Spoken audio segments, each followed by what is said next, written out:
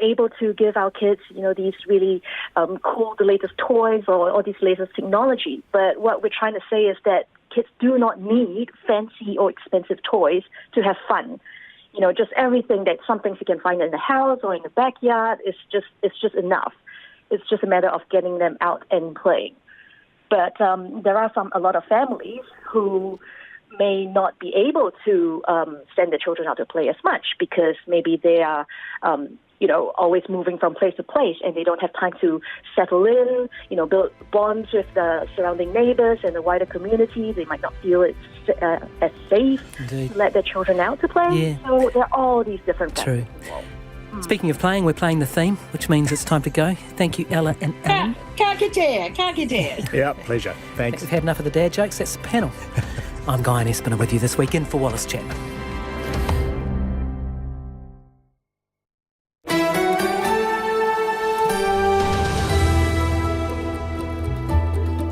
Kei te whakarongo mai koe ki te reo irarangi o Aotearoa. This is Checkpoint on RNZ National. I'm Lisa Owen. Haere aki nei, the rotten sport. Former high-performance coach Jeremy McColl is banned from working with athletes for a decade. He's admitted serious misconduct, including harassment and mistreatment of sportspeople he coached, including minors. So why is the sports body that hired and managed him running for cover? The migrants being exploited and dumped just months after arriving in Aotearoa. Immigration New Zealand is live. MP Chloe Swarbrick wants to know why the Waiheke ferry is so expensive and she's not alone. Keep your eyes peeled. The smart billboards are spying on you. And the Hawke's Bay beaches sparking it up for Matariki. You can watch us live on the RNZ website and Freeview Channel 50.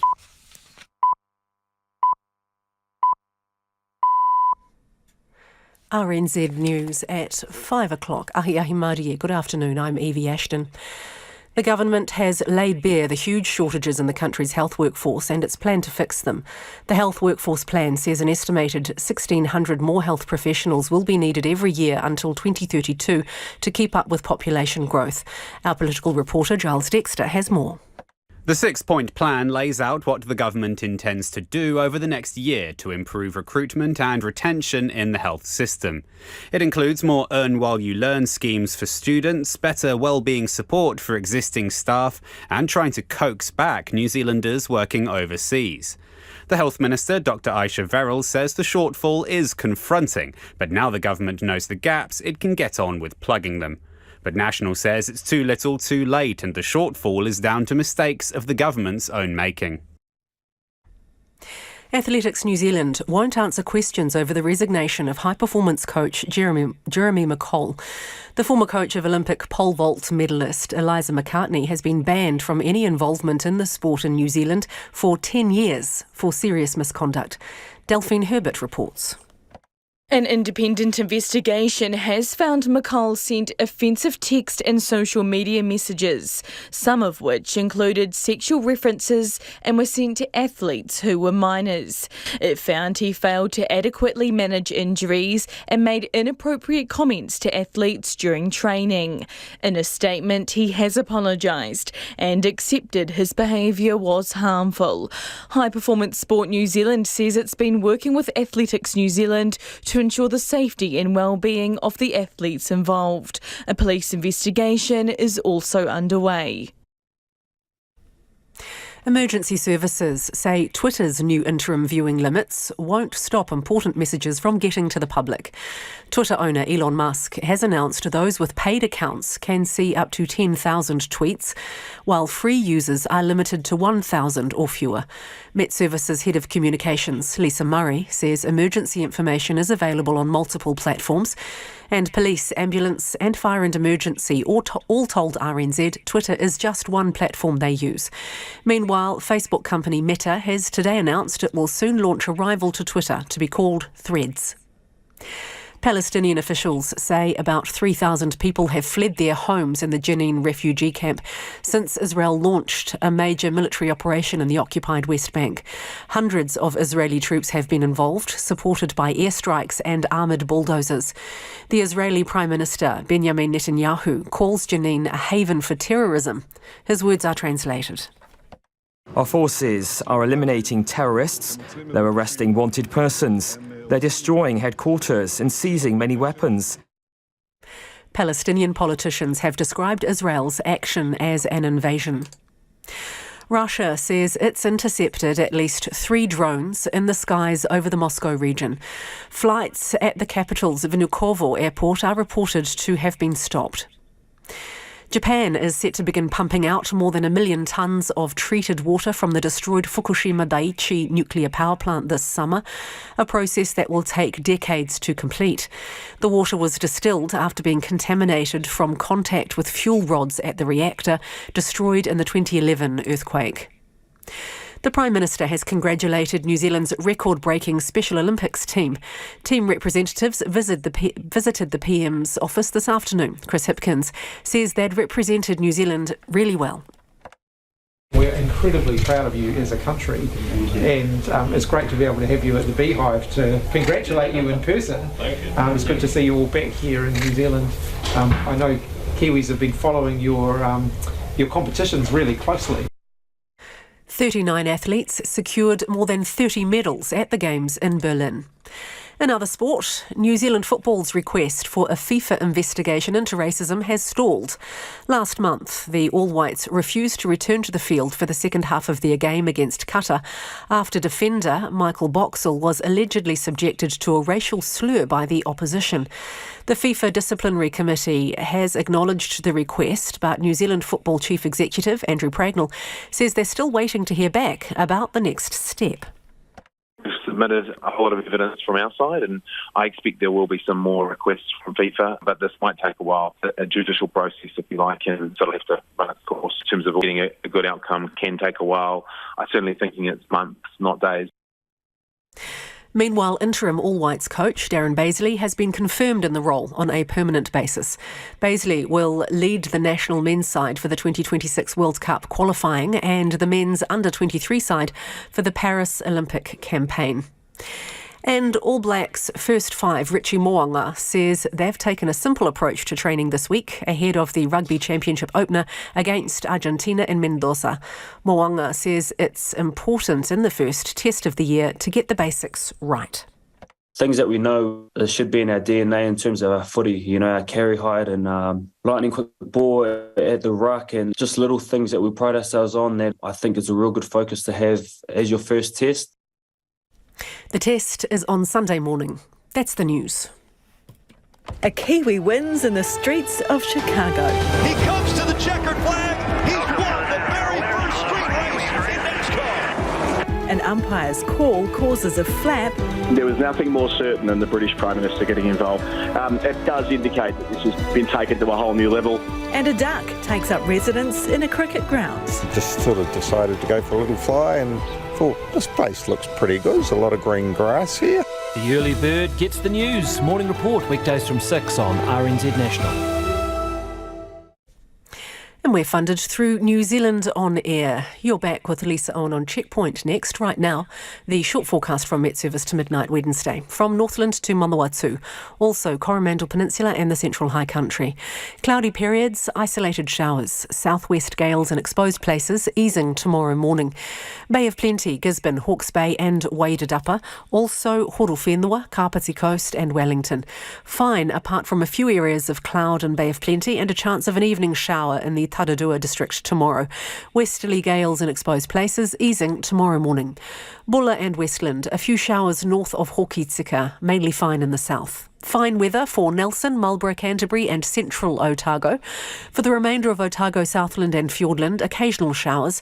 West to southwest gales in exposed places. Severe for a time about Clutha, Dunedin and North Otago, easing tomorrow morning. And for Te Kohu, Chatham Islands, showers, possibly heavy and thundery this afternoon. Strong to gale westerlies.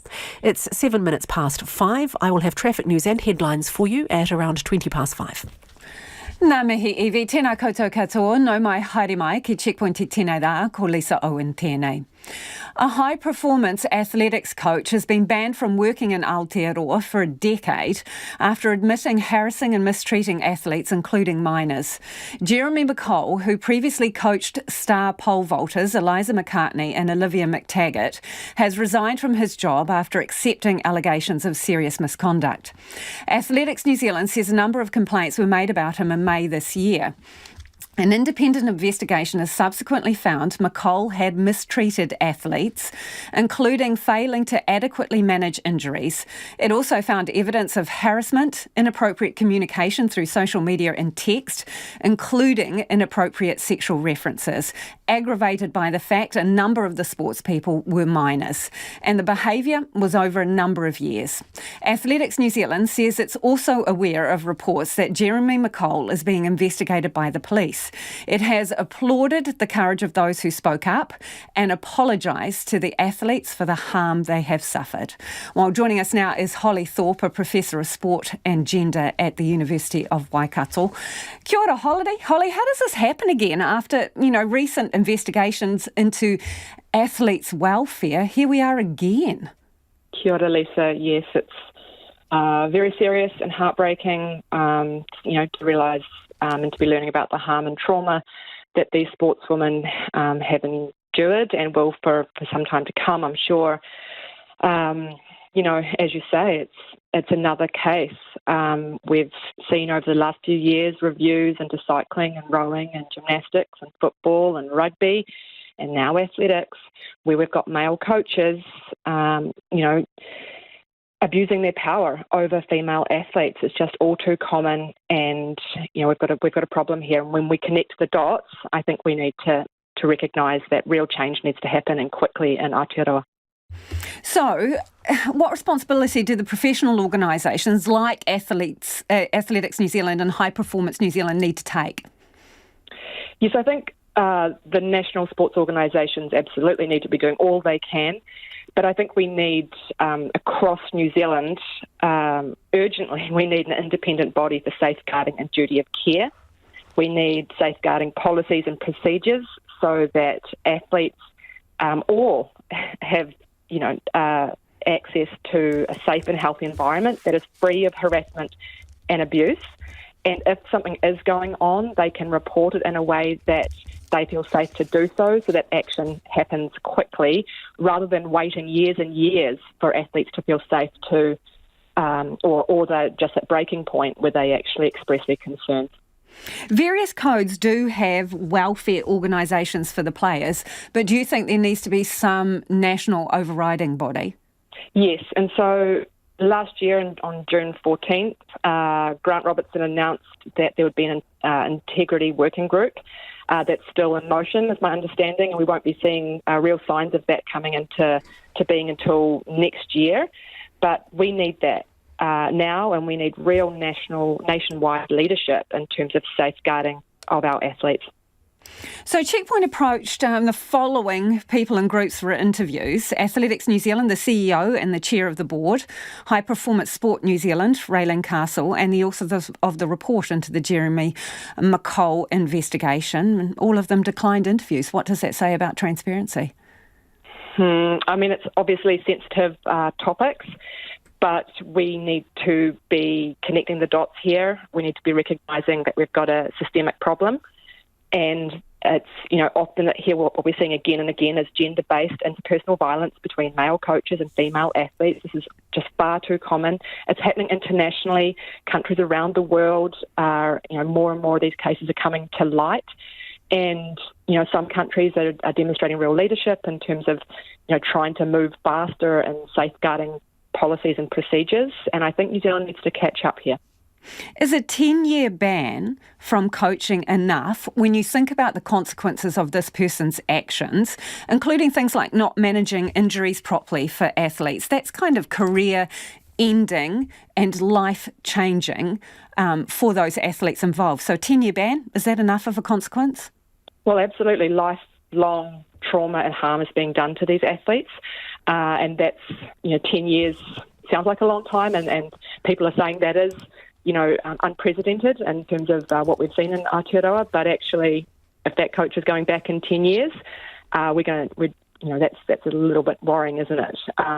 To think that coach could be working with athletes, could be working with minors again. We need all of our coaches to be really educated and informed around what is best practice, but also around various kinds of power that they have, and to be minimising harm and abuse. Appreciate your time this evening, Holly. Thank you for joining us. That's Holly Thorpe, a Professor of Sport and Gender at the University of Waikato. 13 minutes after 5, kia mau tonu mai. Do stay with us. You're listening to Checkpoint on RNZ National. Immigration New Zealand is investigating concerns some businesses with accredited employer status are exploiting migrant workers. RNZ's reported on the cases of dozens of Chinese migrant workers left jobless and out of pocket after paying thousands of dollars for work visas, only to be dismissed by their employer shortly after arriving. Most have come to Aotearoa on the Accredited Employer Work Visa Scheme. Now, that's a fast-track program that allows companies to apply for accreditation as long as they meet certain criteria, including being financially sound and having a history of complying with immigration and employment law. Immigration New Zealand's General Manager Richard Owen joins us now. Kia ora, Richard. How many employers are you investigating? Yeah, hi Lisa. So at the moment we're looking at 53 employers to do with the Accredited Employer Work Visa. And I think it's really important to say here, first of all, we really feel for the migrants in this situation. They're the ones being exploited, and that's really key, and we take that very seriously. The other aspect is the vast majority of employers in New Zealand do the right thing, and they do abide by employment laws and the standards within the Immigration Act. So we're looking at 53 employers at the moment, and they're under active investigation at this stage. What are the allegations, broadly? So what's played out here, particularly with this particular situation, is individuals paying what are some quite significant sums of money, anywhere from 14,000 New Zealand dollars up to over $30,000 to an overseas agent. Now, that may be a bad actor, somebody who's not actually really a licensed immigration agent. They're taking a large sum of money from these people. They're come to New Zealand on the promise of, a brighter future and having a job. They arrive in New Zealand, they're collected from the airport, they're provided accommodation, which actually ultimately they pay for. And then they may even not get to the workplace, or when they do get to the workplace, they're dismissed in a relatively short space of time. And that's really, really concerning, because we're seeing those migrants being exploited. And we're obviously considering here whether or not employers may be complicit at this stage. We're in the early stages of investigation, but whether the employers are complicit here, but also whether or not we are even looking at people trafficking. And they're really serious allegations. Okay, so in terms of the companies here, you're talking about the bad actors or the agencies offshore. Is the suspicion that the companies here get a cut of those fees and there's just a churn? They get the fees, the workers come, they dismiss them, get more workers, more fees, and they're making money from basically a scam? Yeah, look, we're at the very, very early stages of investigation, and just to be upfront, Lisa, I'd rather not comment on the specifics of that, so obviously we want to maintain the integrity of the investigation as well. That will certainly be something that we'll be looking at as part of the investigations, but yeah, just too early to say, and obviously we need to protect the integrity of those investigations as well. But we have understand, but that is the allegation of some of the workers, so it is a claim that you are investigating and a concern that you have. Absolutely, yeah. And as I say, we've got to go through the burden of proof about whether employers have been complicit in these situations, and that's part of what our investigations will be looking at as well. Are you proactively auditing these accredited employers? Yes, we are. So as you mentioned just at the opening there, there's a range of pre-accreditation checks we expect employers to meet, but there's also a range of post-accreditation checks. So at the moment, we're actually carrying out checks on around about 15%, 15% of... So how many have you actually completed, Richard? So far, just over 430 accreditation checks, and we've got just under 1,500 underway as well. So a really significant number, heading towards around about 2,000 checks with employers. And as you mentioned, things like looking at financial statements to demonstrate financial viability, evidence of how those offshore recruitment agents actually how the migrant employees were paid. So there's a range of things that we check with those employers to make sure they're meeting their obligations. Okay, so of the 430 accredited employers you have checked, have you found any of them to be, dodgy? Unfortunately, I haven't got that information in front of me at the moment, Lisa, but happily get that to you offline. But certainly, if we identify anything here from whether it's part of the investigation we're undertaking now or just looking through those post-accreditation checks. Some of the things we can do is if we do find that employers haven't met the necessary obligations that they should meet, we can suspend their accreditation or even remove it, actually revoke it completely. So we take that very seriously. And as I say, particularly as part of this set of investigations into these 53 employers at the moment, if we find the employers are being complicit, we will very seriously consider revoking their accreditation. Okay, how many accreditations have you revoked since the scheme came to be? So since the scheme came to be, and acknowledging that we have just commenced the actual accreditation, the post-accreditation work, we've suspended one and revoked one, and we've got 16 more that we're considering revocation or suspension for. Now that number, obviously, the further we do accreditation checks, that number may increase, but again, that's part of the actual post-accreditation checks we do, and we will look very seriously at that with this investigation we've got on at the moment. And to be clear, Richard, the 16 that you're looking at revoking, that is outside of the other 53 that you have suspicions about that you are investigating? That's correct, yeah. Okay. Is it too easy to get accreditation? Oh, no, I wouldn't say that by any means. Actually, the accreditation employer work visa was put into place by the government to actually help protect migrant exploitation, so that an employer has to go through an accreditation process. And as I say, the vast majority of New Zealand employers do the right thing. But for those where we do see them, where we do see poor behaviour, then we will revoke that accreditation, which means they're no longer able to employ migrants moving forwards. Yeah. One of the issues seems to be 90-day terminations, right? Some of the workers coming in don't realise that these clauses are in there, and in fact some of them aren't even in the contracts, but they're exercising a 90-day termination anyway. Are you keeping records of how long these workers are employed, their reasons for departure, and whether the employing company has used a 90-day termination? Yeah, those are things that we'll look at as part of our investigation as well. When you say look at it, Richard, do you mean you're going to look at starting to keep records so you can see a pattern of behaviour?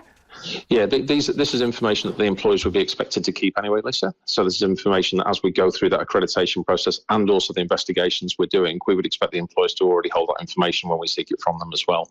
Appreciate your time, Richard. That's Richard Owen, who's Immigration New Zealand's General Manager. The government's laid bare the huge shortages in the country's health workforce and its plan to fix them. The plan, developed with health agencies Te Whatu Ora and Māori Health Authority Te Akawhai Ora, seeks to address the shortfall by doing more to train and retain staff and attract international talent. Here's political reporter Giles Dexter. The Health Minister won't call it a crisis, but she admits New Zealand's health workforce is under pressure. It's already 8,000 workers short, and an additional 1,600 will be needed every year for the next 10 years to keep up with New Zealand's anticipated population growth. Nurses, midwives, doctors, pharmacists, anaesthetists, all of them are needed. Just like in medicine, you can't start the treatment until you've got the diagnosis right. So we need to know what our gaps are. Some of them are confronting, but until we do that, we can't make the progress we need to fill them. The government's health workforce plan sets out what will happen in the education and immigration spaces to address the shortfall. It covers things the government can do over the next year, such as more Earn While You Learn programs, a big push for overseas recruitment, and streamlining pathways for Māori and Pacific workers. Te Whatu Ora's Chief People Officer Andrew Slater says the plan's been developed over the last year, with input from the frontline and from unions. The focus is on how do we retain our current workforce, how do we train in New Zealand and make health a really appealing place for New Zealanders to come and work, and then 3, how do we supplement that with our internationally recruited workforce. The Health Minister says while research on workforce gaps had been done before, something on this scale could only happen because of the merged health entity. There are a number of actions we can take now that we couldn't take when we had 20 DHBs competing against each other for staff. In that old system, it was nobody's responsibility to address the training pipeline. Now we recognise that is the health system's responsibility, and we're working hard on it. But National's health spokesperson Dr Shane Reti says it's all too little too late. There are some short-term things that clearly need to be done, but maybe they should have thought about that before they were so late coming to the day one pathway for nurses. So I think they've been the masters of their own mistakes here. He wants to see much more done to stop workers from heading overseas or leaving the sector entirely. But Dr Aisha Verrill insists retaining staff is a big part of the workforce plan and immediate steps are being taken to offer more wellbeing support for current staff. That means everything from when you're on night duty, we'll now make sure that there is nutritious food available for you. It means that when something distressing happens at work, we need to be there with the appropriate debrief for you. The Executive Director of the Association of Salaried Medical Specialists, Sarah Dalton, is pleased to see the data and some accountability, but wants to see more action on competitive salaries and better conditions. We absolutely need to train more of our own here and encourage them to stay.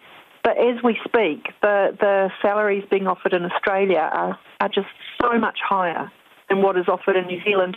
And as far as we can see, there is no interest in even attempting to close that gap. The government says it's a problem decades in the making, but it's giving itself just 1 year to get these fixes off the ground. Giles Dexter reporting there, 23 minutes after 5, and you're with Checkpoint on RNZ National.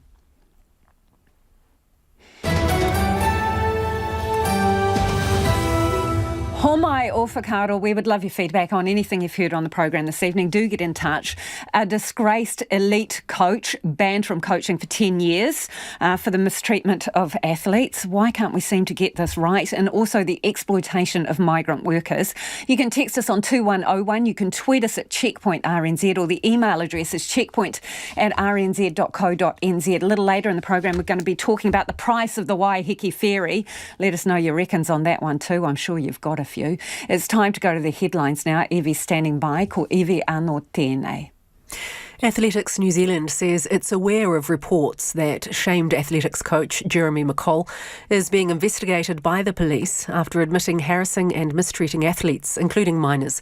A professor of sport and gender at the University of Waikato, Holly Thorpe, told Checkpoint male coaches using their power over female athletes is all too common and real change is needed. Immigration New Zealand's General Manager Richard Owen says 53 employers are being investigated amid allegations migrant workers are being exploited. Dozens of Chinese say they've been left jobless and out of pocket after paying thousands of dollars for work visas, only to be fired shortly after arriving. The government's new health workforce plan estimates the country will need 1,600 more nurses, midwives, doctors, pharmacists and anaesthetists every year until 2032 to keep up with population growth. Ministers have set out a 6-point plan to improve recruitment and retention, including more earn-as-you-learn schemes. A rush to beat changes to the Clean Car Discount scheme drove record new vehicle sales in June. The Motor Industry Association says 23,560 new vehicles were registered, 10,000 up on May, and nearly double the number seen a year ago. And in the US, 4 people have died in a shooting in Philadelphia, with 2 children aged 2 and 13 injured. This is the 185th day of 2023, and the United States has seen at least 339 mass shootings so far. Those are the headlines. Looking at traffic in the Coromandel, there are reports of a slip on State Highway 25 southbound near the intersection with Whiritoa Beach Road. In Taranaki, because of a fire, State Highway 45 is now closed at Opunaki between Wilson and Heafy Roads. And in Southland, State Highway 99 is expected to stay closed overnight because of flooding between Ryle-Bush, Wallacestown Road and Lawnville Roundabout. Our next traffic news and headlines are at about 20 to 6. Kia ora rā e ho. After 9 months of being in limbo, the All Whites have a new head coach. Darren Baisley will take New Zealand's top men's football side through the 2026 World Cup, as well as coaching the country's under-23 side for next year's Paris Olympic campaign. Baisley, a former assistant coach for the side, has been filling in since Danny Hay left the top job last year. We're joined by sports reporter Felicity Reid. So why did it take New Zealand football so long to basically promote him from within. He was already there, right? He was already there. It's been a bit of a messy appointment process that wasn't helped by New Zealand football's secrecy at the start. They threw around a term of preferred candidate, and we know that this person has actually fallen through. So there were 4 people for the role, and we know that Baisley was originally overlooked. But as this process was playing out, the All Whites actually had games on the international calendar, so they needed to be playing and they needed a coach. So Baisley came in as the caretaker coach over that period, and that was not for one but for 2 international windows that he was called on for that. And as you could sense near the end of that second window, he was starting to feel the frustration with the process as well. He said that it was unsettling for him and his family not knowing what was next for him.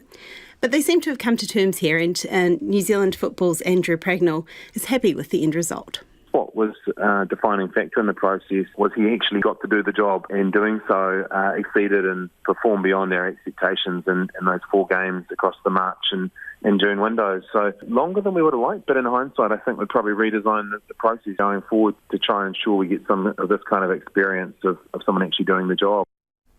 So that was that turning point of those games of actually having him in control. That seemed to move him up New Zealand football's preferred candidate list. And it was also his communication with head office, is what Pragnell said today, was working in his favour as well. In the past, they've had some issues between the communication with the coach and I guess with New Zealand football as a bigger entity. So those things were working in Baisley's favour. He's also quite popular with some of the younger players that he's actually coached at the under-20 level already.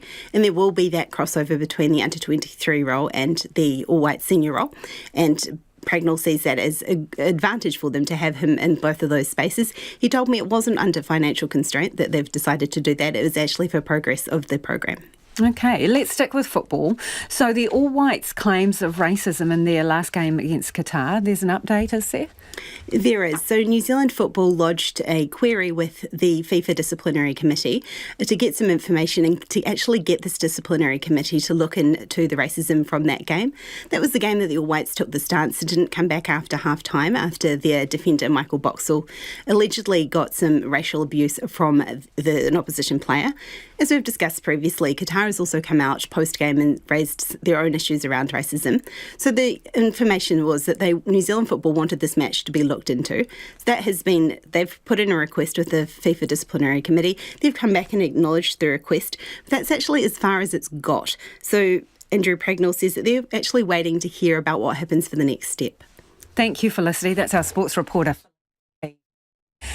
This can has been kicked down the road too many times. Green MP Chloe Swarbrick represents Auckland Central and wants to know why the government still hasn't brought the Waiheke ferry service into the public transport model, meaning cheaper fares for punters. And she's asked for a please explain from the new Transport Minister, David Parker.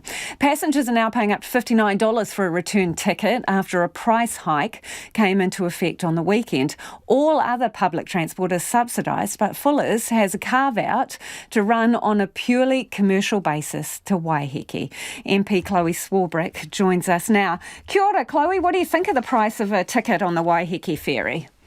Kia ora. Well, what I'd say is that for far too long, in excess of 10 years, as a result of the legacy of a pretty inexplicable decision made by the former Minister of Transport under the former National Government, Stephen Joyce, actually against all advice based on a 300-plus page OAA that I managed to get a hold of about a year or two ago, that those who live on Waiheke, which is not a small population, it's approximately 11,000 people, are subjected to being the sole route in the country that is identified as integral to the public transport network, per Auckland's Regional Public Transport Plan 2018, but it is excluded from the public transport operating model. What that means is that it's not regulated and subsidised as all other public transport is in the country. And of course, that understandably causes quite substantive furore from my constituents on the island because we end up with incredibly expensive, arguably actually, based on conversations with Waiheke Local Board, one of the most expensive ferry routes in the entire world, looking at comparable routes.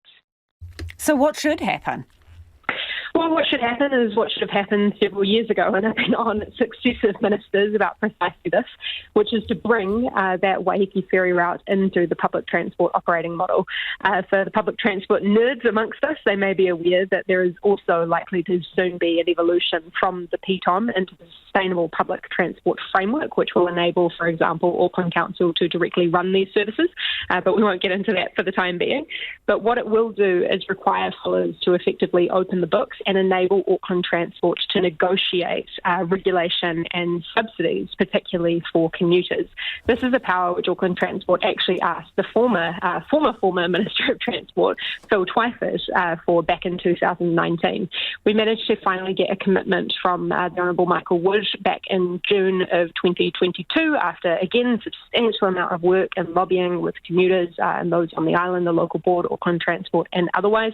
And we were told at that point in time that it would take approximately 6 months to begin this ordering council process.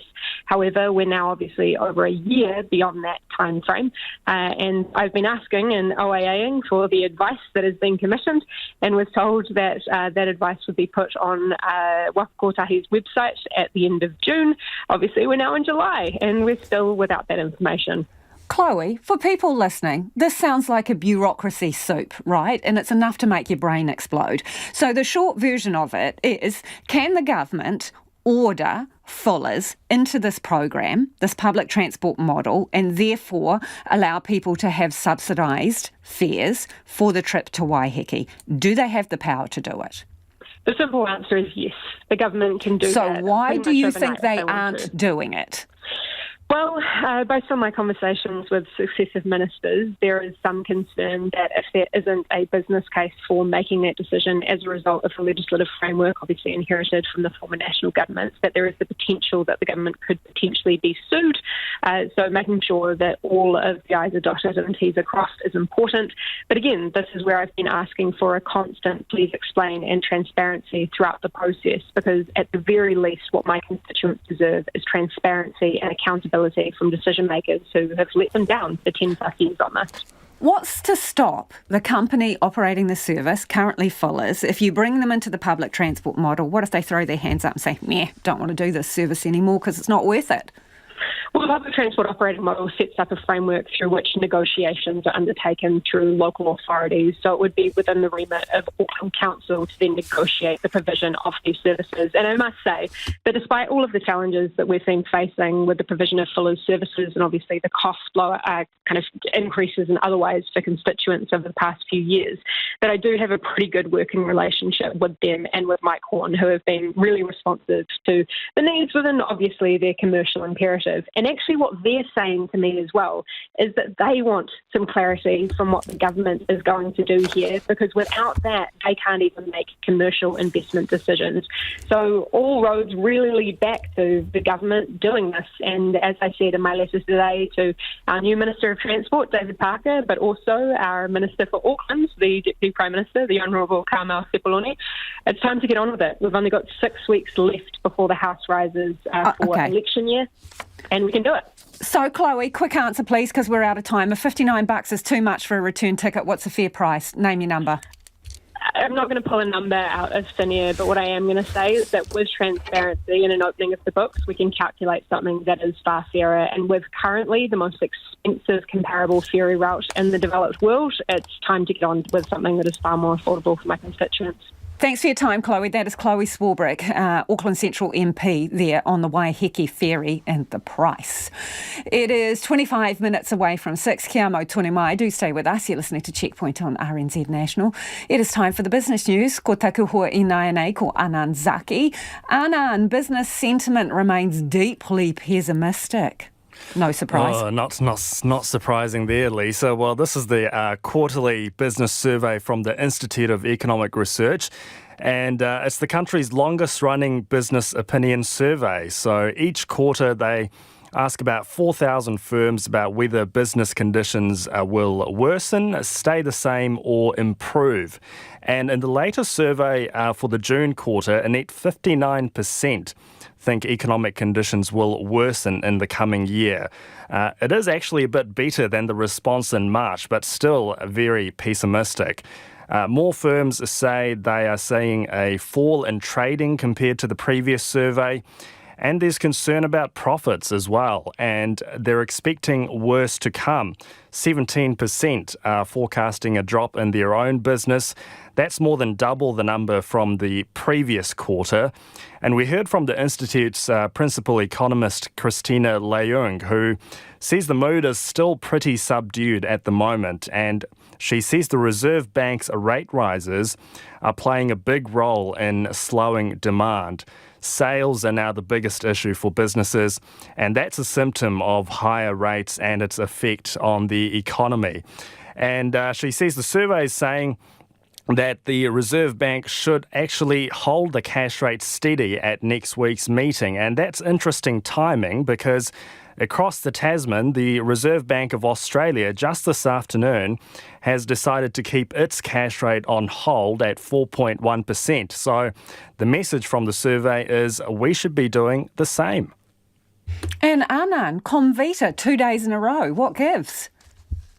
I know. Well, great week for Comvita so far. Just yesterday, we had Comvita saying they signed a long-term partnership with a big Chinese retailer, and today they announced that they've bought a Manuka honey retailer in Singapore. They've snapped up Honey World Singapore, which has 18 outlets in the city-states for just over $10 million. It's the biggest Manuka honey retailer in Singapore, and Comvita say it's a strategically important deal, and it's with a market leader, and it's a premium market as well. And the deal gives Comvita about 50% market share in the Manuka honey sector in Singapore, and both firms are looking to win over more households and keep growing. And look, it's another step forward in Asia for Comvita because Honey World is forecast to bring in more than $15 million in revenue in 2024. Comvita is seeing strong results in other retail stores in Asia as well. And this acquisition means not just a bigger market share, they also hope it'll speed up their goal of hitting $50 million in underlying earnings by 2025. So another big day for Comvita. On that note, let's buzz around the markets, please. Yes, local top 50 index rose 0.5% or 63 points to 11,980 and to a 6-week high. Got a little boost after the RBA's interest rate decision. Comvita got another 5% lift, and the Kiwi dollar is trading at 61.5 US cents, and it got a lift against the Aussie after the RBA decision. It's at 92.4 Australian cents, and markets are expected to be a bit subdued overnight with the US being closed for Independence Day.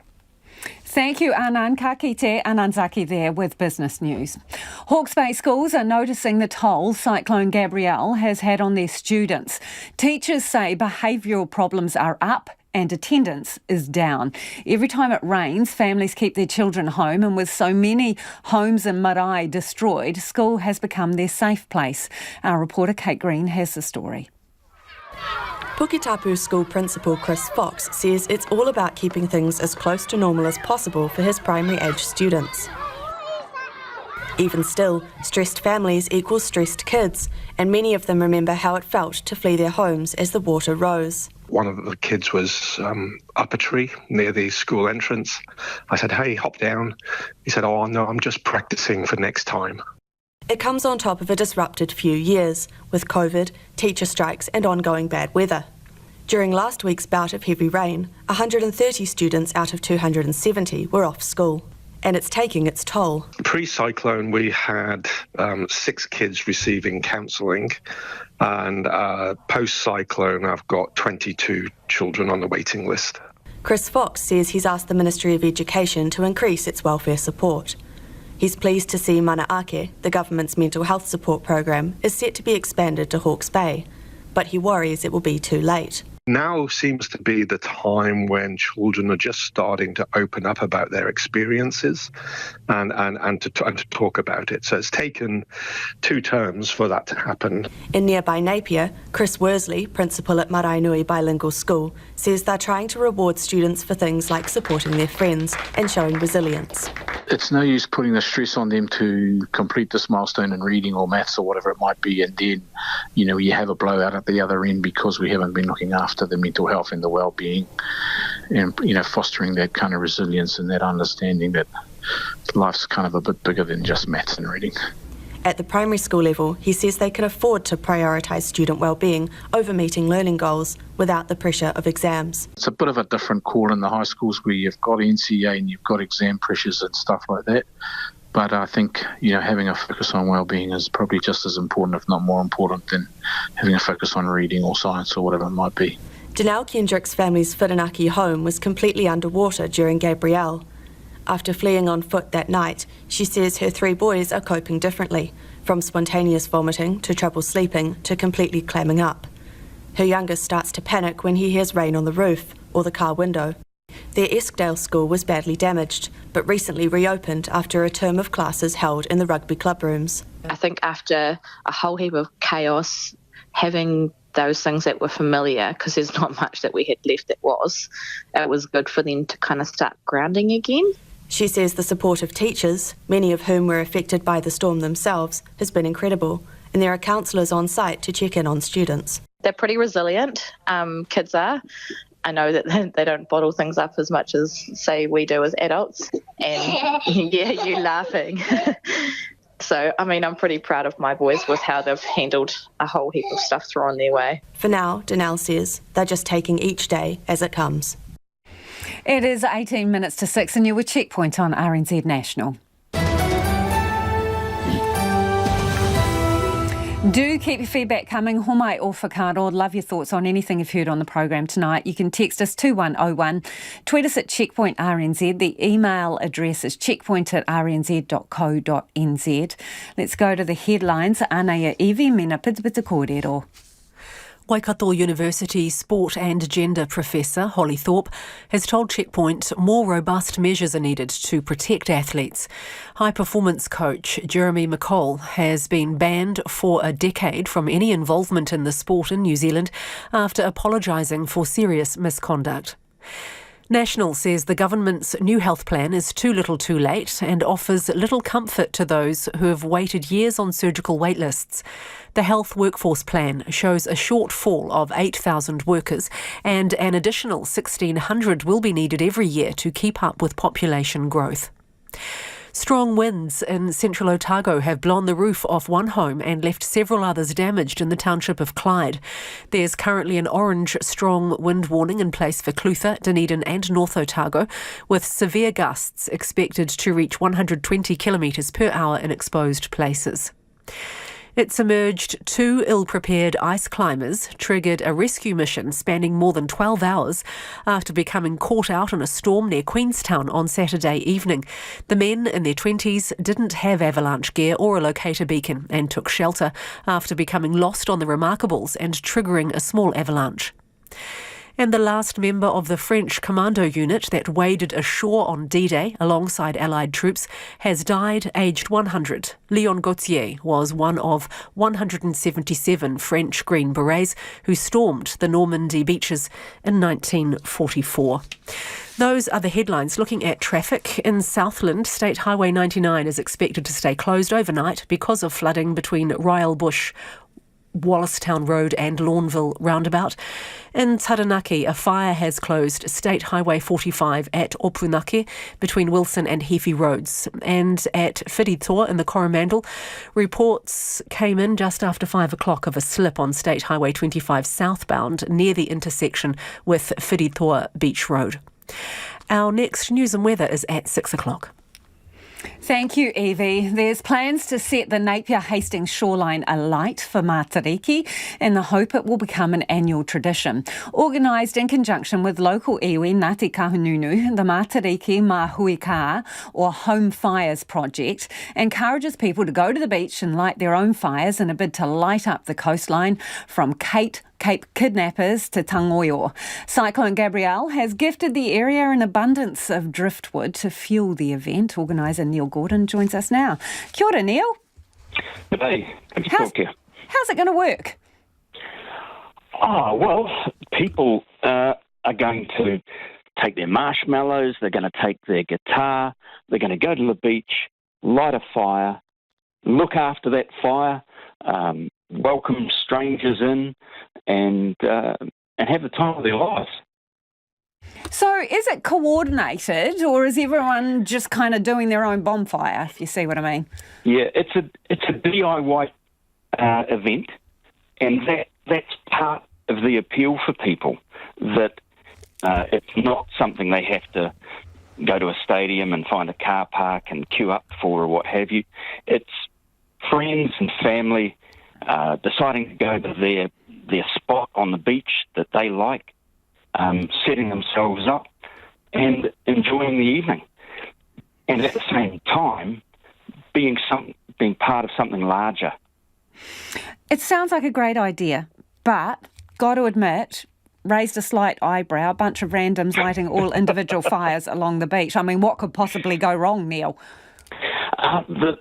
It does sound a bit wild and crazy, but the thing is, Hawke's Bay has done this traditionally at Guy Fawkes. And if you come to Napier Hastings in November, you'll see exactly that.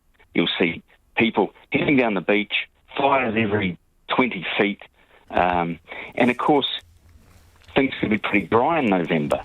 And this is a much better time of year to be doing it. How many fires have there been along the beach in any one time? Do you know? Oh, heck.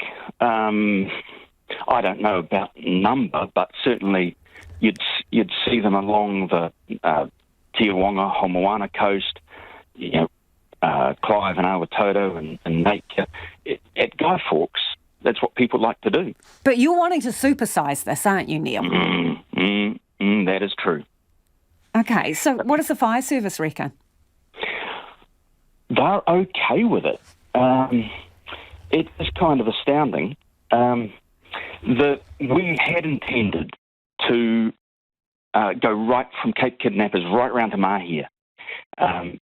Now, and the fire service said that's not a good idea, ironically, because there's too much wood on the northern Hawke's Bay beaches.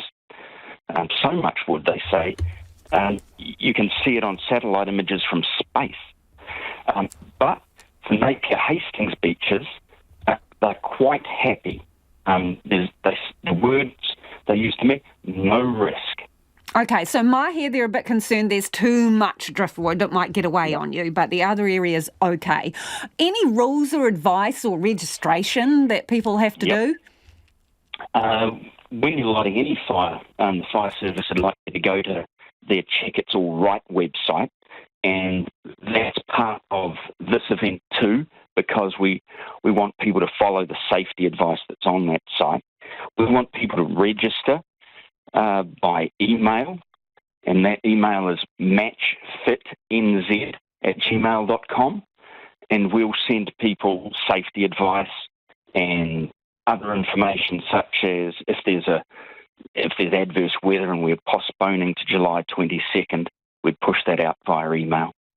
Appreciate your time, Neil. Best of luck. Neil Gordon there, one of the organisers of that Matariki event, Matariki Mahui Ka Home Fires project. They're going to light up the beaches, Napier and Hastings. A suspected tornado ripped the roof of a house and damaged half a dozen properties in the central Otago town of Clyde this afternoon. Fire crews from Clyde and Alexandra attended after the twister touched down shortly after 3 p.m. Clyde Fire Station Chief Fire Officer Steve G told our producer Matthew Tunison it happened bang smack in the middle of town. The wind obviously got up, tore the roof, half a roof off an entire house. But there's significant damage to houses all around the same localised area where debris had just been flying around. But by the time we turned up, weather was calm still, so it was definitely just a localised event with it's high winds and potentially a mini tornado, we guess. Was anyone hurt, Steve? Luckily, no one was hurt. Certainly lots of people came out after the event. The reports from the neighbours in the area were that it was quite a horrendous noise, and then once it all died down, quite a few onlookers having a look to check the carnage that it had left. So how many homes would you say were damaged? There's at least half a dozen homes that have damage. There's one that has the most damage, which has lost half of its roof. And are those folks going to be able to stay in their house tonight? Yes, yep. Luckily, they've got some builders there doing some emergency repairs, and the house is still livable. It's just the roof's scattered amongst the neighbourhood. So pretty scary for anyone who was in its firing line. It certainly would have been. Yeah, there were a few people there with eyes like saucers at the time, but things are quite calm now. So hopefully it doesn't occur again. And have you been having quite strange weather in the region, Steve? No. Apart from the polar blast that shot its way through, things have been relatively normal for this time of the year. The winds did get up a little bit earlier on today, but again, nothing that was really out of season until this singular event. And there's an orange strong wind warning in place in Clutha, Dunedin and North Otago. Severe wind gusts are expected to reach 120 kilometres per hour in exposed places. 8 minutes away from 6. Kia amo tonu mai. Do stay with us. You're listening to Checkpoint on RNZ National.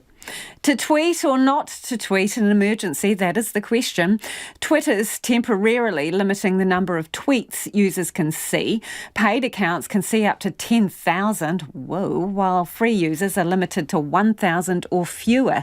That could mean missing out on celebrity threads and sports feuds, but what about important emergency messages? Neva Chittick reports. The review into the Auckland anniversary floods found the first message to the public by its emergency management team was via Twitter. In a statement which has been voiced, the team says it's aware of the temporary tweet limit. We share information on Twitter, but it is not our only platform for communicating with Aucklanders. In fact, it is really important to remind people that there are many ways to be alerted or informed in an emergency: media outlets, our website, and in a significant event, the emergency mobile alerts. Met Service often tweets and works closely with National Emergency Management, councils and other agencies to deliver updates during emergencies. Head of Weather Communication, Lisa Murray, says they also use the platform to see what's happening on the ground among Met Service's 220,000 followers. We have followers that will send in pictures of hail. We show them how to do the measurements officially so that we can take them and use them. When we get tornadoes, for instance, they send us in impacts from that, videos, evidence, things like that, so we can verify these things. Vaughan Davis, who owns an Auckland advertising business, says Twitter carries more weight than its user numbers should dictate. There's only a little under 800,000 people using Twitter in New Zealand, and that's probably optimistic compared to about 3 million on Facebook. Twitter is overrepresented in politics, it's overrepresented in media, it's overrepresented in tech, so it does get a bit more attention than it probably deserves. He says the ease of social media can also lure users in. It costs nothing to put up a tweet, it costs nothing to post something on Facebook, but that doesn't mean you're reaching people. Just throwing a message out there does not mean it will be seen, and with the limit rate, that is going to be even more acute of an issue. Chair of the Media Freedoms Committee and Head of News at RNZ, Richard Sutherland, says it's important agencies and institutions don't become over-reliant on platforms that are out of their control. We've seen this on other platforms as well. For example, Facebook, sometimes Facebook will change its algorithm, and as a result, what people see in their feeds will be very different to what they might have seen a week before, and that has had an impact on, for example, news companies that relied on a lot of traffic that was generated by Facebook. National Emergency Management Director John Price says while NEMA issues information through Twitter and Facebook, its research shows they are not the public's primary source of information in an emergency. Mr Price says traditional media and the Civil Defence website are the top choices for the majority of the public, with radio the most popular in an emergency. Police, ambulance and fire and emergency all told RNZ Twitter is just one platform they use, and any changes are unlikely to have a significant impact on their services. Food rescue charities are facing massive funding cuts, despite the fact food insecurity is at an all-time high. Today, organisations met with local MPs to voice their concerns, asking for a national food strategy, more funding and mandatory reporting on the country's food waste problem. Reporter Louise Tanuth and camera operator Marika Habazi have the story. This truck is laden with bread, fresh produce and snacks that would usually have gone to landfill. Instead, it's been rescued and ended up here at Fair Food Charity in Avondale, West Auckland. Every day they process 2 tonnes of fresh food from supermarkets and growers before it's sent out to 50 different charities who deliver to people in need. That equates to about 2 million meals a year, and General Manager Michelle Blau says they're struggling to meet demand. Last week we shared 51,000 meals worth of fresh food that would be in a bin if we weren't here to take it. But there's still a need that's outpacing what we can provide. Local food rescue groups and charities gathered today to put these concerns to local MPs. Labour's Angie Warren-Clark admits there's a huge problem. We have a food system that is broken in this country.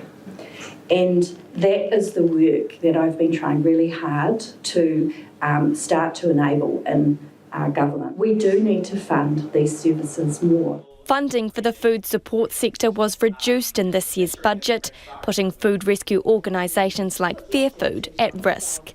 They're funded through the food security program run through MSD, and a reduced budget means the charity is facing losing 90% of their funding.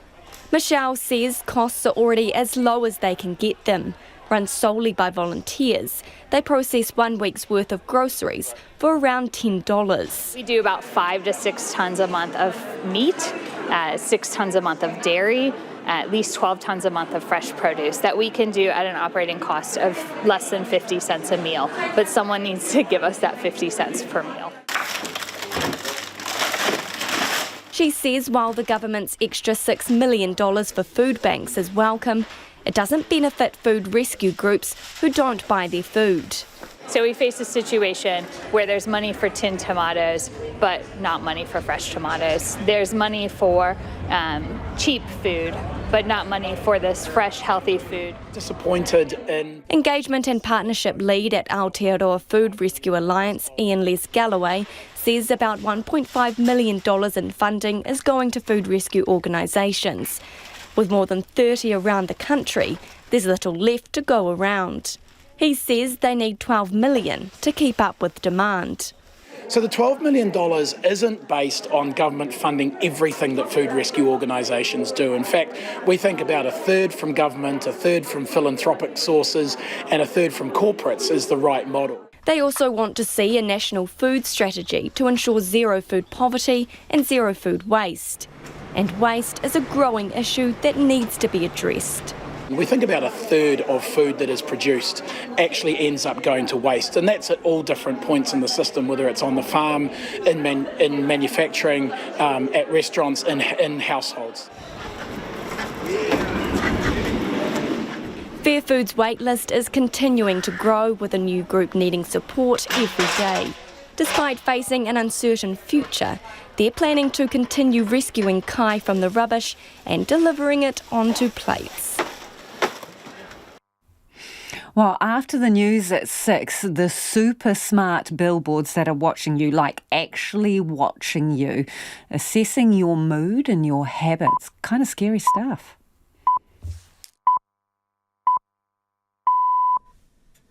RNZ News at 6 o'clock. Paul Mardier, good evening. Ko Evie Ashton te mai. The National Party says the government's new health plan is too little, too late. The Health Workforce Plan shows a shortfall of 8,000 workers and an additional 1,600 will be needed every year to keep up with population growth. The Health Minister described the shortfall as confronting, but now the government knows the gaps, it can get on with fixing them. But National's health spokesperson, Dr. Shane Reti, says it offers little comfort to those who have waited years on surgical wait lists. There are some short-term things that clearly need to be done But, maybe they should have thought about that before they were so late coming to the day one pathway for nurses. So I think they've been the masters of their own mistakes here. The government's plan includes more Earn While You Learn schemes for students, better wellbeing support for existing staff, and improving international recruitment. There are calls for more safeguards in New Zealand to protect athletes from serious misconduct. High-performance athletics coach Jeremy McColl has been banned from any involvement in sport in New Zealand for 10 years for serious misconduct, including sending offensive text and social media messages. An independent investigation found some, which included sexual references, were sent to athletes who were minors. Waikato University sport and gender professor Holly Thorpe told Checkpoint that more robust measures are needed. Urgently, we need an independent body for safeguarding and duty of care. We need safeguarding policies and procedures so that athletes all have access to a safe and healthy environment that is free of harassment and abuse. McColl has resigned and in a statement has apologised and accepted his behaviour was harmful. Police are separately investigating. One company in New Zealand has had its accredited employer status revoked and another has had its accreditation suspended after an Immigration New Zealand probe into problem employers using migrant workers.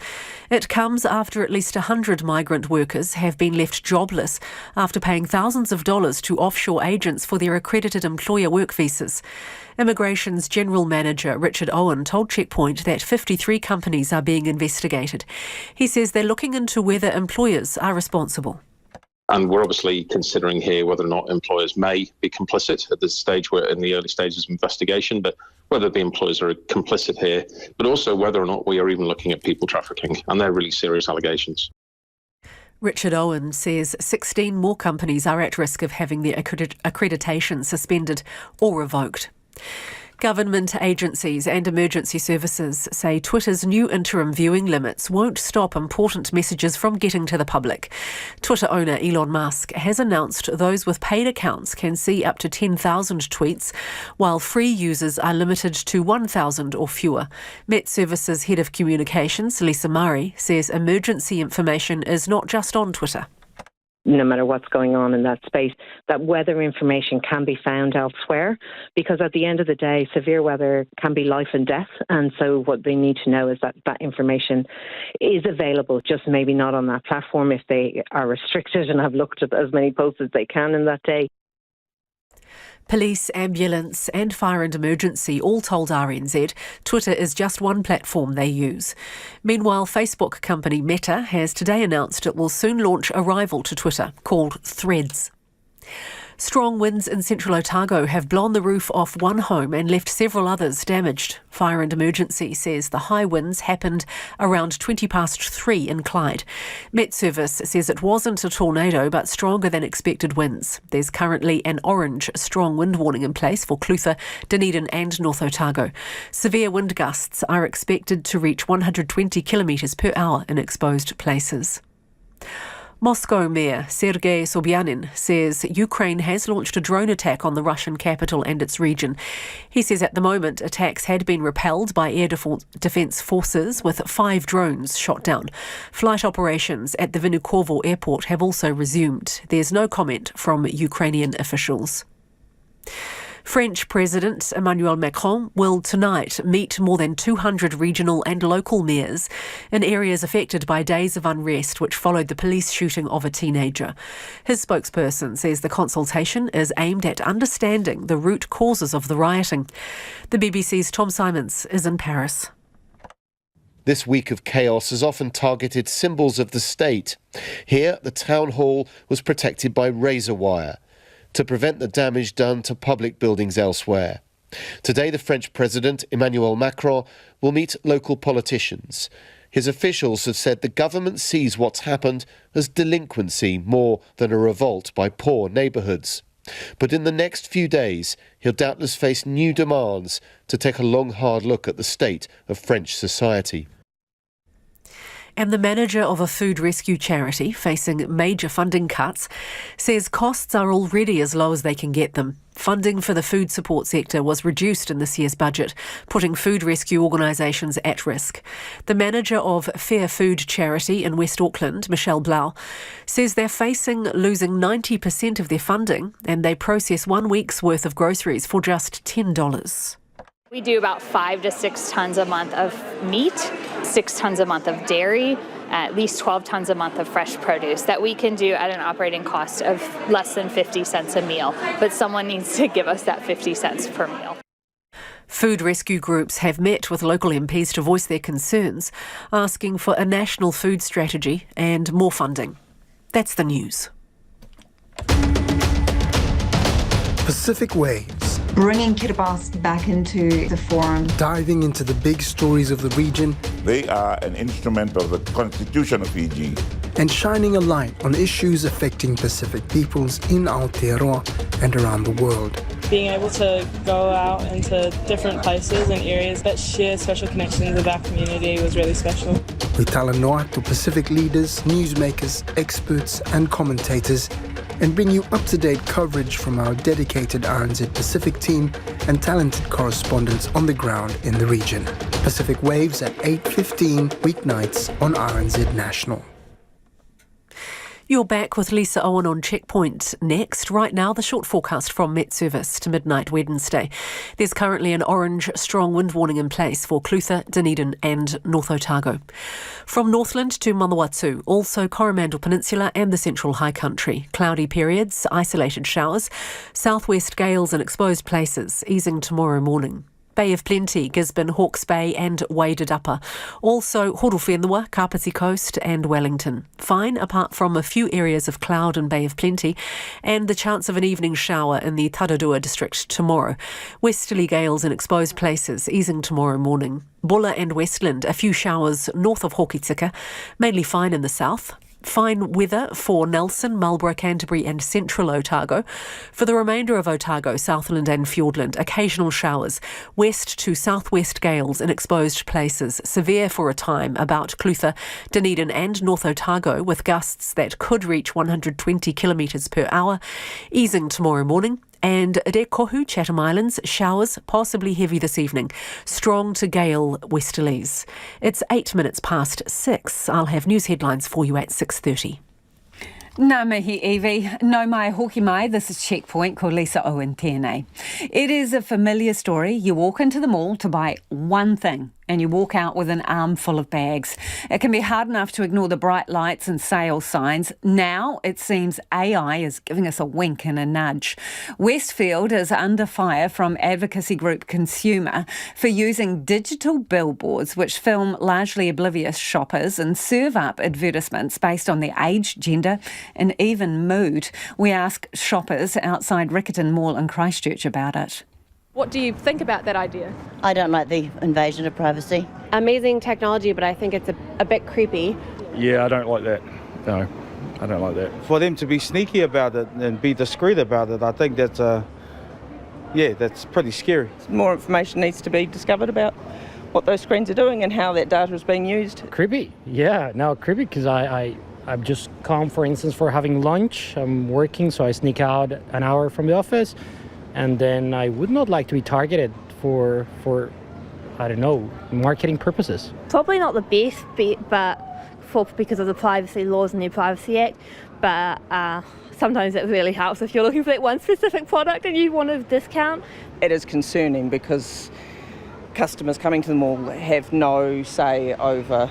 They're not giving permission for them to be filmed. The last thing you kind of want to do is come to the mall and have, I don't know, things pop up that are like what you're into and stuff. I don't know, I just think that's weird. And we're joined now by Alan Robbins, a senior consultant at the Brain Box Institute, a public interest think tank and consultancy on technology law and policy. So is it weird and creepy? Those were some of the words used. Look, the word creepy is honestly the first one that occurred to me when I heard about this. It's not actually that unusual if you think about the wider tapestry of our lives. We are tracked every moment that we are online, for instance. You know, when you're shopping in a mall, you might not expect to be tracked and targeted by AI. But if you're shopping on Amazon or Facebook Marketplace, I think everybody grasps that they are constantly being surveilled and that data is being used for ads. What we're seeing is physical locations that sell you things trying to use some of the same tactics and techniques and get the same kind of sophistication in ads that we've seen on online platforms for a while. But I mean, it is creepy. While your phone may be logging where you click and how long you hover over things, at least it's not scanning your face to see if you're smiling. Yeah, and that is the thing, isn't it, Alan? Like, people understand the whole computer thing and your phone and searching and being fed stuff according to your taste. This, I think, to people seems a little bit more sinister and subtle. So what obligation should there be to declare this in a very obvious way? Well, the privacy principles state that you should make reasonable attempts to make sure that everybody who's going to be affected by data collection is aware of it and aware of what that data is going to be used for. Westfields does describe this system in the privacy terms and conditions on their website. On their website, Alan, that's the thing, not isn't many it? people are going to check the privacy terms on a mall's website before they go there. They're just going to pop in because they're hungry or because they need something. They do have information posted about the fact that they are filming for security purposes, but that does not cover these kiosks. These kiosks are not filming for security purposes. They are filming because they want to use it for advertising. You could certainly make an argument that they have breached the privacy principle by failing to do enough to let people know the information that they're going to be collecting, but I wouldn't want to make a judgment as to whether they've breached any laws. Certainly, it's not the way that I would go about this. But it's got to be worth it for them, doesn't it? So what do we know about how much more it brings in by actually sort of feeding people stuff that they have a hankering for? Well, I do not have access to Westfield's data on these, but Quividi, which is the company that provides the screens, has done studies admittedly to promote their own products, that claim that they can lead to a 24% increase in sales. Now, that's pretty hefty. Even if it's much lower than that, you know, it's still something that a mall would be tempted to pursue. How sophisticated is it in terms of what it can glean from you? Because Westfield is basically saying it's not you individually, it's sort of collective information and anonymous, but how clever is it? Well, I mean, that's a big question, and I wouldn't be able to tell you precisely without looking at a lot of the data that Quividi probably has and holds as commercial confidence. I will say that it's not facial recognition. It's not identifying individuals and tracking, you know, that's Lisa, she's here. It is just registering where faces are and then trying to draw broad demographic conclusions about them as gender, age, and mood. I will say... Mood's not democratic info, is it, though? It's sort not. of like, I mean, what if you're wandering around with resting you-know-what face and they assume, what, you need a couple of, I don't know, vitamins that are going to make you a happier person. That is not demographic information. No. And I don't know, is that where and AI systems that do that purport to show mood and analyze, are historically not very good. You know, I would not trust one especially. And it's, you know, in this case, even the things for working out, you know, gender and age, again, with AI, there are big errors that it can make. These systems are far from perfect. They're not going to be gleaning 100% correct information about everybody. I would hesitate to say that they're gleaning like 80% correct information, even leaving aside the unreliability of emotion detection.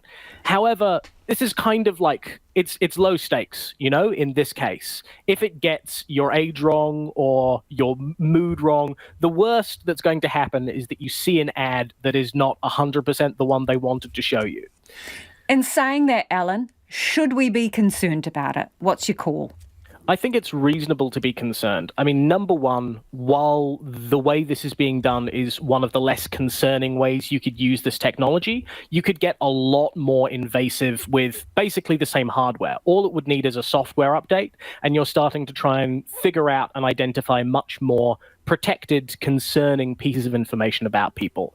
They've also said that they do not retain any of the information, even besides just the reducing things to broad demographics and kind of aggregates. And that's good, but if their service provider turned out to be less than honest about what they were doing, I have no reason to believe that, they are. I want to make that clear. Or if, they changed their mind and started collecting information. We didn't know about these because they put them in relatively quietly. So I think it's reasonable for people to go, if they did this quietly, what else might they do quietly that's even more concerning? And that's why I'd say whether you're doing this or something similar, you should always do it with the greatest transparency that you possibly can and explain to people, because otherwise, quite reasonably, they're going to speculate and draw conclusions about what other stuff you may be doing. I think... Oh, sorry. We're out of time, but it's been great talking to you. So interesting, Alan. Thank you for your time. Alan Robbins is a senior consultant at the Brainbox Institute. Let us know what you think about that. Smart billboards. Might be time to bring back, masks or a paper bag over your head. Text us on 2101 or tweet us at Checkpoint RNZ. A former patient of the Lake Alice Psychiatric Hospital says while he can't tell the court about his experience there, his story is an important reminder of the need to investigate claims of maltreatment. Steve Watt was due to give evidence in the case against Dempsey Corcoran, the only former staff member of the unit, to face prosecution for the horrors there in the 1970s.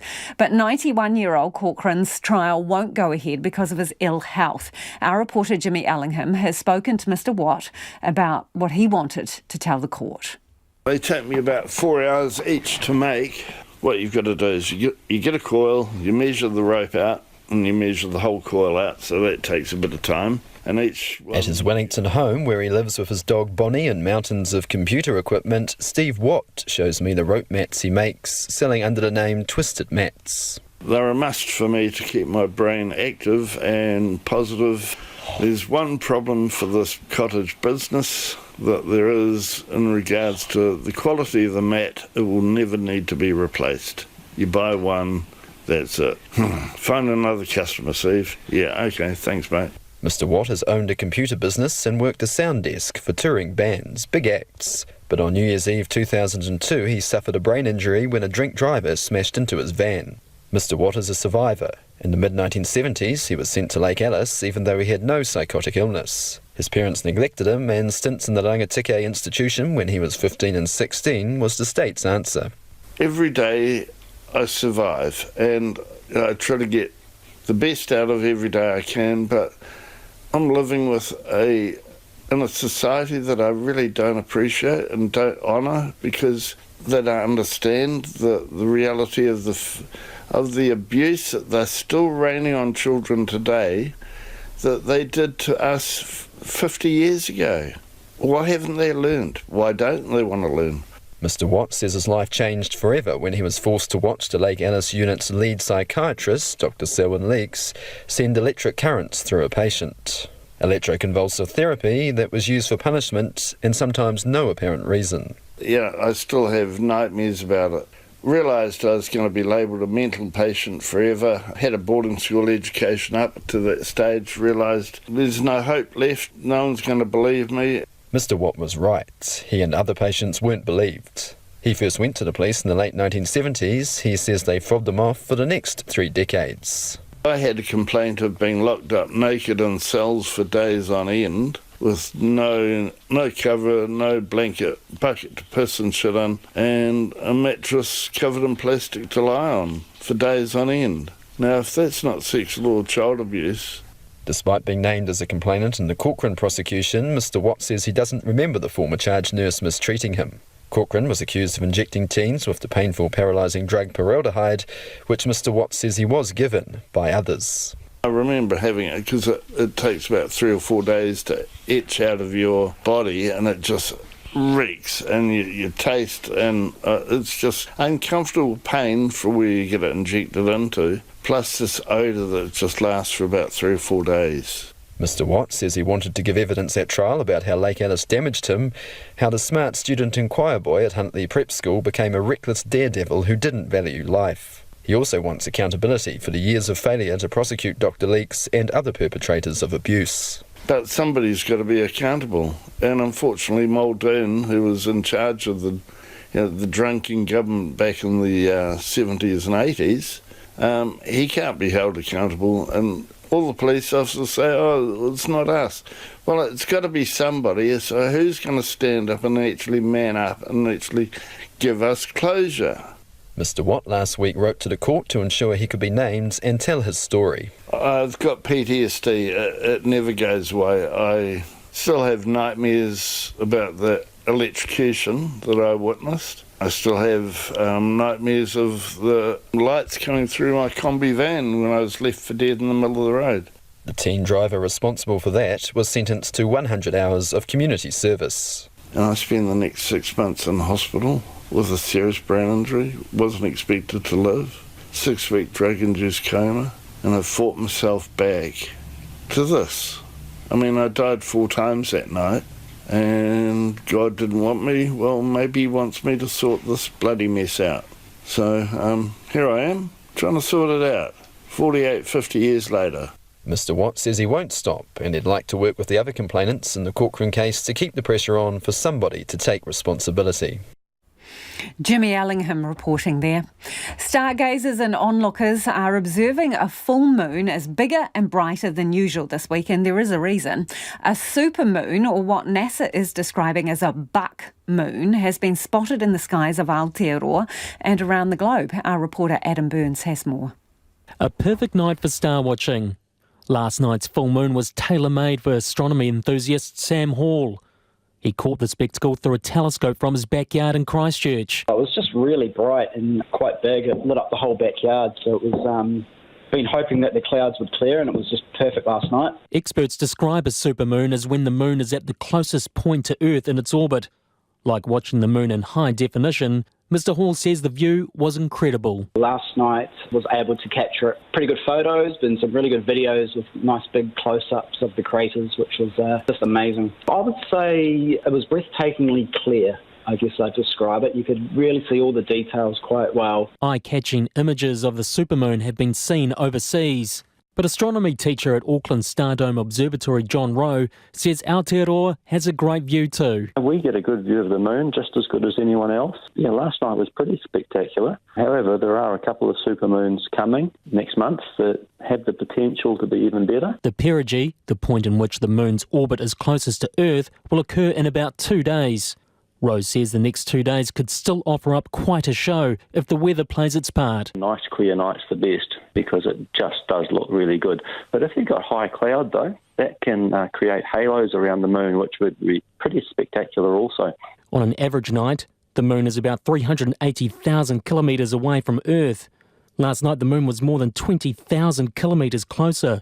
Otago Museum Director Dr Ian Griffin says the supermoon is fairly common. You might get 2 or 3 or maybe sometimes 4 over the course of the year. And when you think you get 12 to 13 full moons over the course of the year, you can see it's actually it's not really a rare phenomenon. You'll certainly see several over the course of each year. But as I say, it's one of those things that is interesting to look out for. Seeing a full moon rise over the horizon is certainly a very dramatic thing to look out for. The next supermoon will occur on the 1st of August. It will be followed by what is described as a super blue moon at the end of August. A new world body has been set up to investigate the crime of aggression in Ukraine. The International Centre for the Prosecution of the Crime of Aggression includes prosecutors from Ukraine, the European Union and the International Criminal Court. Its investigation into Russia's invasion of Ukraine opened this week. Deutsche Welle's Terry Schultz reports from The Hague. International prosecutors want to see the Kremlin pay sooner rather than later for launching war on Ukraine. Planning, initiating and using state military forces to attack another sovereign state is a crime in itself, the crime of aggression. And that's what this International Center for the Prosecution of the Crime of Aggression is set up here in The Hague to do, to eventually try Russian decision makers. The crime of aggression is a bit easier to prove than other war crimes, but above all, says Ukrainian Prosecutor General Andrei Kostin, the crime of aggression is what he calls an original sin. commission of which opened the floodgate for 100,000 of other international crimes, including targeted killing of civilians, sexual violence, torture, forcible displacement of civilians, including of children, looting, and many others. 20 prosecutors, including 4 from Ukraine, start work today at the new center, which is supported by the European Union, the US, the International Criminal Court, and national governments. It's based in The Hague at Eurojust, the EU's judicial cooperation headquarters. Trials are already underway in Ukraine and several other European countries, intending to prosecute those individuals, including Russian President Vladimir Putin, who are directing the war. Ladislav Hamran, Eurojust president, says his agency will collect, document, preserve, translate, and share all the evidence being gathered among cooperating countries, including Ukraine. We will look at different evidence like speeches, political speeches. We will obviously use GPS maps. We will definitely use 3D scans. We will use intercepted communication. We will use information about the move of military services and their operations in different countries. Many of the authorities helping to get this center off the ground said this level of evidence sharing among so many different prosecutors is highly unusual. But what they emphasized time and again is the most remarkable point about this center and the trials that are to come is that it's the first time in history that so much evidence is being gathered while the crime, the war, is still being committed. It is 26 minutes after 6 and you're with Checkpoint on RNZ National. The last surviving Frenchman to take part in the D-Day landings during the Second World War has died. Léon Gautier was 100 years old. He was part of an elite French commando unit that waded ashore into German-occupied northern France alongside US, British and other Allied forces. The D-Day landings on June 6, 1944 were the largest amphibious wartime operation ever. Thousands died on the first day alone, but the attack established a foothold in Normandy that helped to reverse the Nazis' domination of Western Europe, eventually resulting in their defeat. With a look back into the life of a French hero, here's the BBC's Charles Haviland. Léon Gautier, born in Rennes in Brittany, enlisted in the French Navy as a teenager soon after the Second World War began, escaping to Britain months later. He fought in Congo, Syria and Lebanon and joined the unit of Marine riflemen known as the Kiefer Commandos. They became the only French fighters to participate in D-Day. He would recall how a British commander let them disembark from their landing craft before everyone else, in a symbolic recognition that the French were reclaiming their homeland. He would later denounce war because, as he put it, you kill a man who's done nothing to you. I think the first thing is to do what it takes to keep the peace. Because war is a misery. It ends with widows and orphans. War is a misery.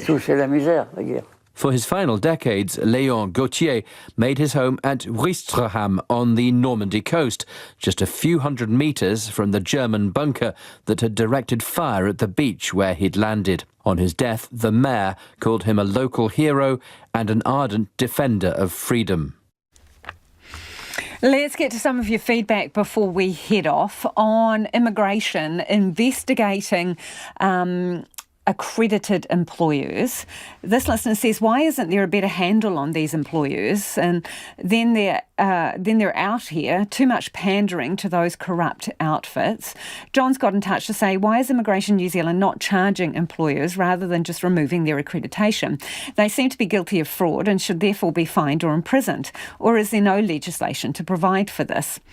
Another says the migrant scandal is the creation of the Immigration Department, whose officials wrote the policy. Lots of feedback on the Waiheke ferry. These two sum up both sides of the story. This person says Waiheke Islanders are massively impacted by Fuller's high fares and unreliable service. We've missed out on government transport subsidies designed to help offset the high cost of living. We need urgent government intervention, says Tracy. Johnny, though, says, for G's sake, people go to live on Waiheke by choice. Surely they realise the cost of travel before they go there. On beach fires, what about the safety of Napier beaches, especially at night? Rogue waves in the moon are the concerns there. Tune in tomorrow at 5 a.m. for First Up. They hit the highway to Warkworth to see how the town is faring since the new motorway opened. I hope they stop for snacks. A roadie is not complete without snacks. Catch you tomorrow. RNZ News headlines at 6:30. Paul Mardier, I'm Evie Ashton. Immigration New Zealand is investigating whether accredited employers have been taking cuts from illegal premiums paid by migrant workers offshore. At least 100 migrants have been fired by their employers after paying thousands of dollars to agents. Strong winds damaged several homes in the central Otago township of Clyde this afternoon. An orange strong wind warning is in place for Clutha, Dunedin and North Otago. The government's health workforce plan shows a shortfall of 8,000 workers, with an additional 1,600 needed every year to match population growth. And the Motor Industry Association says a record 23,560 new vehicles were registered in June as drivers rushed to beat changes to the Clean Car Discount scheme. Those are the headlines. Our next news and weather is at 7. Tomorrow on Afternoons with Jesse Mulligan, the world knows Anne Frank as a precocious teenager who never gave up hope despite hiding from the Nazis during the Holocaust in a secret apartment in Amsterdam. Or Hannah Pitt Goslar knew Anne Frank as the girl next door. The two would both end up in the same concentration camp. Hannah survived and just before she died worked on a book about her time with Anne with the journalist Dina Kraft, who joins me on Afternoons from 1 p.m. tomorrow here on RNZ National. Kia ora, you're with Evie Ashton through till 7 o'clock. You're listening to Trending Now. Let's start with the detail tonight. Storms and cyclones have caused major disruptions on state highways across the country this year, don't we know it? What's involved in fixing them up to get them back open? Completely unbelievable. That is how a civil defence manager is describing the state of roads around Te Tai Rāwhiti. We've built roads, there's no bottom to them anymore. Coromandel businesses are facing another massive bump in the road, or rather a slip that Waka Kotahi is working overtime to clear from State Highway 25. The truckies from Gisborne with essential supplies face a long detour after slips closed State Highway 2 to the north. Road closure after road closure. Storm damage leaving the ground these roads are built on. Like melted ice cream almost. It's just that soft and porridgey. And that means another massive fixer job. Contractors working around the clock to reconnect the region. Cleaning out the drains and that silk. Yeah, trying to help the people have their houses in it. Kia ora, I'm Tom Kitchen, and today on The Detail, what does it take to get a storm-damaged road back open? And with major weather events happening more frequently, can we make our highways more resilient for the future? First up, two people in charge of looking after our state highways.